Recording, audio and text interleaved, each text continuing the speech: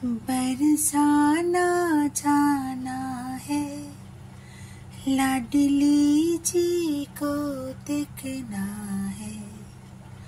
बरसाना जाना है, और प्यारे मोहन तेरा पसंद क्या मस्त है। और प्यारे मोहन तेरा पसंद क्या मस्त है। बरसाना जाना है, लाडली जी को देखना है। बंसी वाले बंसी पुकारे, आह आह पायल खुल के राई आती है, क्या मधुर मिलन। बंसी वाले बंसी पुकारे, आह आह पायल खुल के राई आती है, क्या मधुर मिलन। बरसाना जाना है, लाडली जी को देखना है। और प्यारे मोहन तेरा पसंद क्या मस्त है। बरसाना जाना है। এই সুন্দর সুন্দর মালাগুলি আর এই ফুলগুলি আমি নিয়ে এলাম ইভিনিং ওয়াক থেকে আসার পথে। ফুলের দোকানে বানানো করালাম। কি সুন্দর লাগছে না? যেদিন যেটা ইচ্ছে হয় ভগবানের আমাকে দিয়ে করিয়ে নেয়। খুব অবাক লাগে জানেন তো। এটা কোনো প্ল্যান ছিল না, আমি এমনিই যাই ইভিনিং ওয়াকে। ঘরের জিনিসপত্রের সাথে ঠাকুরের জিনিসপত্র তো নেই, তবে আজ যে এই মালাগুলি আনবো কোনো পরিকল্পনা ছিল না। সব কিছু কিন্তু নিজে থেকেই হয়। এই যে গানটি গাইলাম, আমারই লেখা, আমারই সুর দেওয়া, রাধা মাধবের আশীর্বাদে। এটাও এই মুহূর্তে গাইব, কোনো পরিকল্পনা ছিল না। উনি কিন্তু সব কিছু পরিকল্পনা করে রাখেন। ভালো খারাপ সব কিছুর মধ্য দিয়েই যেতে হয় আমাদের। খারাপ হলেই ভগবানের দোষ দেওয়া, এটা কিন্তু ঠিক নয়। কি পেলাম সেটা একবার ভেবে দেখলে মনে হয় অনেক কিছুই পেয়েছি। এই যে সুস্থ শরীরে বেঁচে আছি, এটাই কি কম? কারোর চোখ নেই, কারোর হাত নেই, কারোর পা নেই, কত কিছু অসুবিধে। আগে তো সুস্থ শরীর, তাই না? করে কর্মে মানুষ খেতে পারবে, কিন্তু শরীরটাই যদি ভালো না থাকে, অঙ্গ প্রত্যঙ্গ যদি ঠিক না থাকে, তাহলে তো কিছুই করতে পারবে না।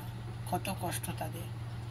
যখন দেখি কারো হাত নেই, পা নেই, খুব কষ্ট করে হাত পা বেঁকে আছে, ভিক্ষে চায়, সত্যিই কষ্ট লাগে। তখন মনে হয় ভগবান তো আমাদের সুস্থ শরীরে সুস্থ শরীরে বেঁচে থাকতে পারছি, এটাই সব থেকে বড় প্রাপ্তি। এর থেকে বড় প্রাপ্তি আর কি হতে পারে?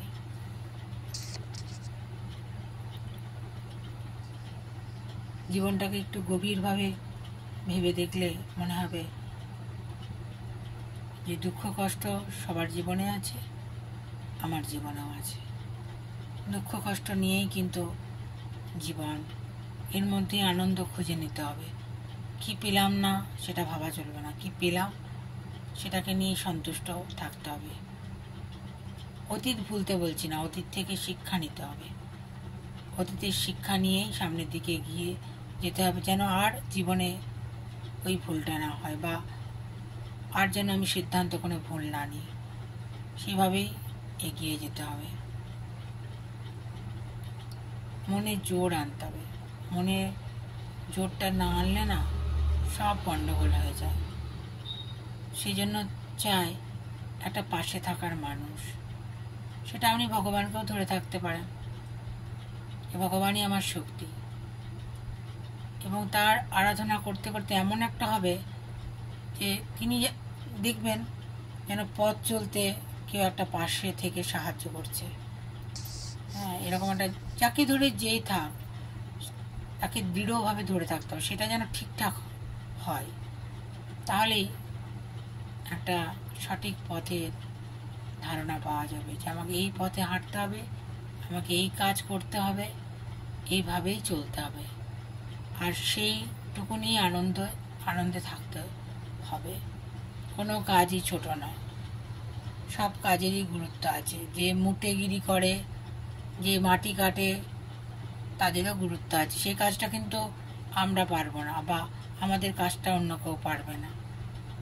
তাই প্রত্যেকটি মানুষের গুরুত্ব আছে, প্রত্যেকটি জীবজন্তুরও গুরুত্ব আছে। তবেই তো এত বড় পৃথিবী চলছে, জগৎ সংসার চলছে, তাই না? সবাইকেই ভগবান সৃষ্টি করেছেন, তাই সবাইকে নিয়েই পথ চলতে হবে। সবারই কিছু না কিছু গুণ আছে, কেউ কিন্তু নির্গুণ নয়। দেখবেন কেউ পারফেক্ট হয় না, সবার মধ্যে কিছু না কিছু ভুল ত্রুটি থাকে, কিছু না কিছু অভাব থাকে। হ্যাঁ, তাই আমরা পরস্পরের প্রতি কৃতজ্ঞ থাকা উচিত। হ্যাঁ, যে রিক্সা চালায় তাকেও গুরুত্ব দেওয়া উচিত, যে অফিসে কাজ করছে তারও গুরুত্ব প্রচুর। তার তো গুরুত্ব থাকবে, সে শিক্ষিত, কিন্তু যে রিক্সা চালাচ্ছে, যে মুটেগিরি করছে, যে ইট বইছে, যে মাটি কাটছে, তাদের গুরুত্ব কিন্তু কোনো অংশে কম নয়, তাই না? তারা ছাড়া চলবে না আমাদের। শ্রমিক, কৃষক সবার গুরুত্ব আছে, কাজের লোক।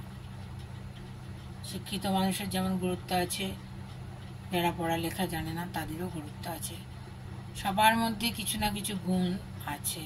তবে হ্যাঁ, শিক্ষাটা খুব দরকার। এখন অনেক অগ্রগতি হয়েছে, আরও হবে, আশা করি নিশ্চয়ই হবে।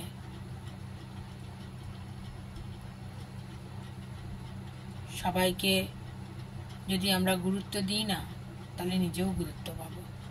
হ্যাঁ, ভালো খারাপ নিয়ে জগৎ, খারাপটা পেলে ভালোটাকে নিতে হবে। কিন্তু অন্যকে যদি গুরুত্ব না দেন, বা অন্যের গুণকে যদি কদর না করেন, তাহলে নিজেও কিন্তু পাবো না। অনেক সময় মনে হয় আমাকে গুরুত্ব দিচ্ছে না, বা আমাকে কেউ দেখছে না, এরকম। দেখবেন হয়তো আমিও কোনো সময় কাউকে গুরুত্ব দিইনি বা কাউকে দেখিনি, তবেই কিন্তু এটা হচ্ছে। কোনো কিছু ভালো করলে কিন্তু সেটা ফিরে আসে, আর কোনো কিছু ক্ষতি করলেও সেটা কিন্তু ফিরে আসে। এটা কিন্তু প্রকৃতির নিয়ম, জানেন তো? আমার দাদু বলে, কারোর উপকার করলে, কারোর ভালো করলে সেটা কিন্তু ফিরে আসে। কিছু করতে না পারি, কারো ক্ষতি যেন না করি, এই চিন্তনটা থাকতে হবে মনের মধ্যে। আর ভালো কাজে নিযুক্ত থাকতে হবে। আমি ভালো কাজ করব,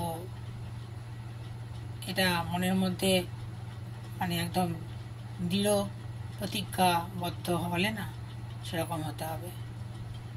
ভালো কাজে নিযুক্ত থাকব, ভালো করব, ভালো পথে থাকব, এই চিন্তন যেন সবসময় মাথার মধ্যে ঘোরে।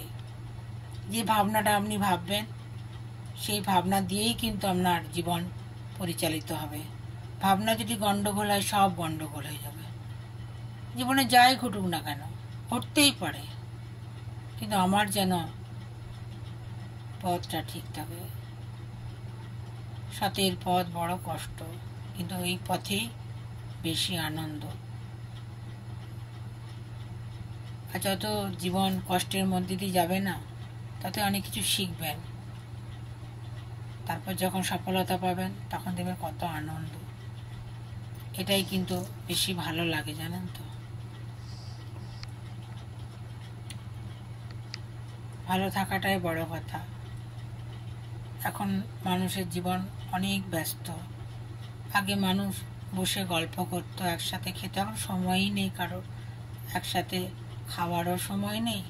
ফোনে একটা হাই হ্যালো, কেমন আছিস, ভালো আছিস তো, কোনো অসুবিধা হলে বলবি, ব্যাস হয়ে গেল। আগে আমরা ছোটোবেলায় চিঠি দিতাম ঠাকুমাকে, থাকতাম মামা বাড়িতে, তো তাই পরীক্ষার ভালো রেজাল্ট হোক বা শুভ বিজয় হোক, নববর্ষ হোক, সবাইকে চিঠি দিয়ে পোস্ট কার্ডে লিখে পাঠাতাম। একবার করে বছরে যেতাম। এখন মানুষের ঘরে আসাটাই পছন্দ করে না। পরীক্ষা আছে, এই আছে, ওই আছে, ব্যস্ততা, ব্যাস হয়ে গেল। আর দেখা সাক্ষাতেরও তো ব্যাপারই নেই। একটা গেট টুগেদার এই সবই হয়। হ্যাঁ, বা একবার হয়তো সবাই মিলে মিট করলো, ব্যাস। আগে যে একটা ছুটিতে আসা, গ্রীষ্মের ছুটিতে, পুজোর ছুটিতে, এইসব ব্যাপারগুলো এখন অতটা নেই। হ্যাঁ, এই রেস্টুরেন্টে সব বন্ধুরা মিলে খেয়ে নিল, এইসব আর কি। আন্তরিকতার আর বড় অভাব হয়ে যাচ্ছে। এরকমই আর কি। মানে কি বলবো, আগে গ্রামের বাড়িতেও যখন গেছি মায়ের কাছে, হোস্টেল থেকে বান্ধবীরা চিঠি দিত। এখন তো এসব নেই। এখন কেউ কারোর উন্নতি দেখলেই সহ্য করতে পারছে না, অদ্ভুত লাগে, মানে অবাক লাগে। মানে আমাদের মানসিকতা কিন্তু একই আছে, আমরা কারো ভালো দেখলে কখনো হিংসে করি না। মনে হয় বাহ, খুব ভালো হয়েছে, আমাকেও কিছু করতে হবে, আমার কাজটাকেও আমি এগিয়ে নিয়ে যাবো, এরকম মনে হয়। মানে ওকে দেখে আমার হিংসে সেটা নয়, আমার মনে হয় তার থেকে আমি যেন কিছু শিখতে পারি। শেখাটাও তো দরকার। আমি যে কাজটা করছি তার থেকে বড় কথা, আমি কারো কাছ থেকে কিছু আরও কিছু শিখতে পারছি কি, তাহলে তো আমার কাজটাও আরও ভালো হবে, আরও উন্নত হবে, আরও নতুন কিছু পৃথিবীকে দিতে পারবো, তাই না? পৃথিবীতে এসেছি কেন? কিছু করার জন্য, কিছু দেওয়ার জন্য। তাতে আমি ততটুকুনি করি না কেন, ততটুকুই দেবো পৃথিবীকে, সেটাই যেন কাজে লাগে মানুষের। একটা মানুষের যদি আমার জন্য ভালো থাকে, তার ভালো লাগে, বা একটা মানুষের জীবন যদি আনন্দে পরিপূর্ণ হয়ে যায় আমার কাজ দেখে বা আমার ভালো কিছু দেখে, সেটাই আমার বিরাট বড় প্রাপ্তি, তাই না? ভালো থাকবেন বন্ধুরা, আনন্দে থাকবেন, সুস্থ থাকবেন এবং শান্তিতে থাকবেন। শুভরাত্রি।